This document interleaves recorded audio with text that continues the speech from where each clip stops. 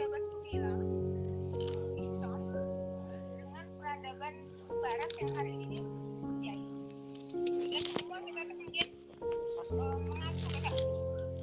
Misal juga di ekonomi, riba nggak masalah, saham nggak masalah. Kenapa? Karena para ilmuwan-ilmuwan yang dipakai, definisi-definisi yang dihasilkan adalah definisi yang dipotret oleh ilmuwan sekuler dengan fakta rusak. Kenapa di pertanian boleh sewa lahan? Ya tapi, nah ini adalah sebenarnya kalau kita mau lihat gitu ya, definisi yang kemudian kita bawa ini sangat berpengaruh. Gimana caranya? Mulai dari sekarang ketika kita sudah memahami bahwa Islam itu nggak hanya sekedar agama, Islam itu nggak hanya sekedar ngatur ibadah, Islam itu juga ngatur masalah kehidupan yang dia itu berbentuk sebuah ideologi. Nah sehingga apa? Ini yang kemudian perlu proses untuk kita sampaikan kepada mereka. Saya rasa para dosen untuk menyelitkan atau bahkan menyampaikan begitu ya, bahwa ada definisi lain, ada perspektif lain, yaitu perspektif Islam. Dan jangan pernah takut untuk menyampaikan itu, karena memang Islam pernah jaya selama 13 abad dengan kegemilangannya. Nah ini yang kemudian menurut saya mulai dari sekarang, kalau kemudian kita tidak berbenah untuk menyampaikan, terus mahasiswa tuh taunya dari mana? Saya punya teman dengan bangga gitu ya, sudah selesai membaca bukunya Habermas 250 sekian halaman. Loh, kan miris ya. Atau bisa jadi ada yang bangga gitu ya, ketika nama anaknya namanya Gandhi. Bukan miris ya. Kok ada keluarga muslim kasih nama anak tokoh agama Hindu? Padahal kita tahu dia seperti apa. Dan dalam Islam yang namanya nama itu adalah doa. Nah ini kalau menurut saya tadi, kalau Bu Teti menanyakan sedikit, nama saja itu sudah harus dengan politik Islam gitu. Jangan pernah ngikutin apa yang kata Shakespeare, apa arti sebuah nama. Enggak, kalau di kita mah nama itu doa. Nah ini yang kemudian menjadi dua sisi yang sangat kontradiktif antara bagaimana perspektif Islam dan perspektif sekuler yang kemudian ditanamkan hari. Kalau kemudian kita tidak mulai untuk menyampaikan, terus mereka akan senantiasa bergumul sebagaimana hasilnya kita dulu gitu ya, dicekokin sama demokrasi, karena nggak pernah disampaikan bagaimana khilafah, kerajaan, bahkan kalau seringan gitu ya, presidensial parlementer ini dibahas. Karena memang tadi tidak ada yang kemudian menyampaikan kepada mahasiswa untuk mengkat definisi rusak yang kemudian dihafal oleh mahasiswa kita. Bahkan mereka hafal mati kalau bicara definisi. Kenapa? Kalau ujian itu kalau nggak sama plek nggak dapat nilai. Ada sih dosennya kayak gitu. Ya masing-masing lah ya.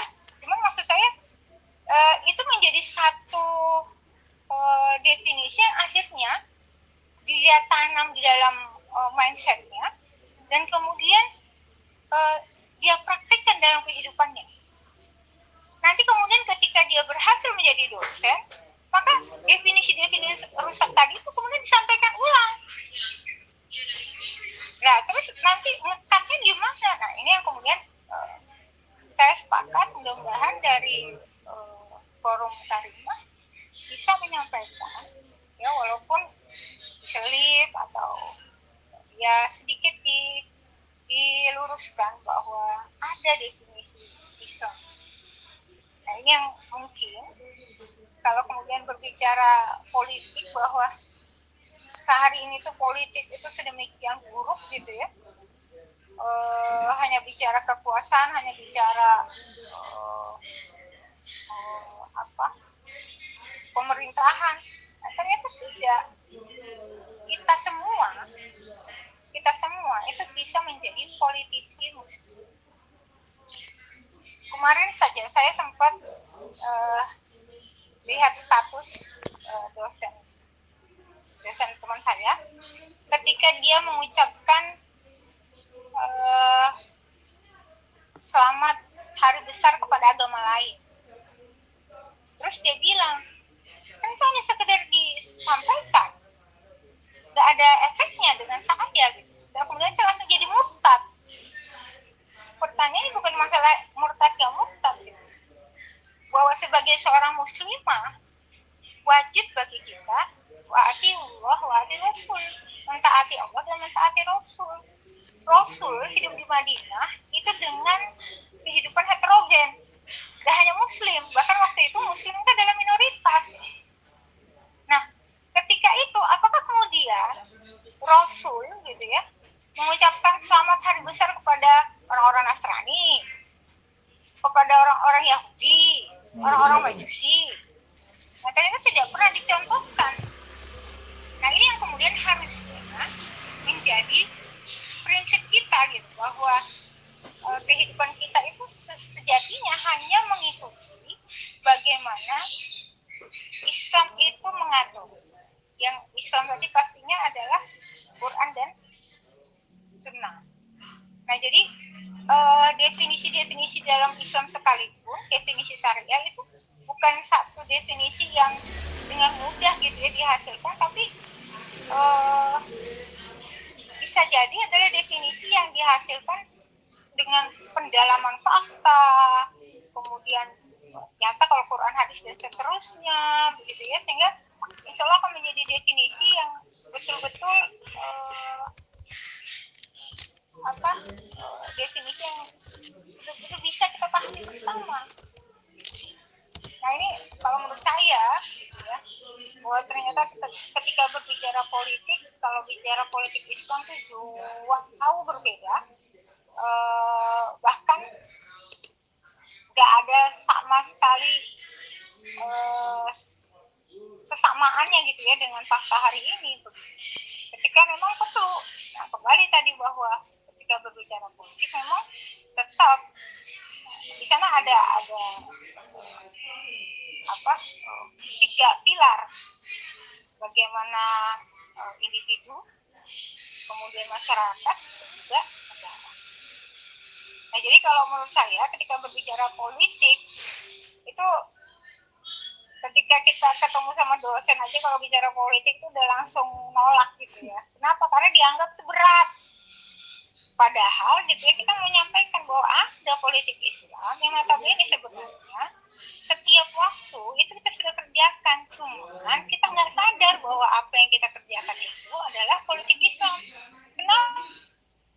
Karena nyampe definisi politik itu. Nah ini yang kemudian menjadi catatan saya. Mudah-mudahan dengan forum ini kita sama-sama mulai untuk memutus gitu ya definisi-definisi rusak yang kemudian bertentangan dengan syariat Islam. Mohon izin bahasnya itu. Assalamualaikum warahmatullahi wabarakatuh.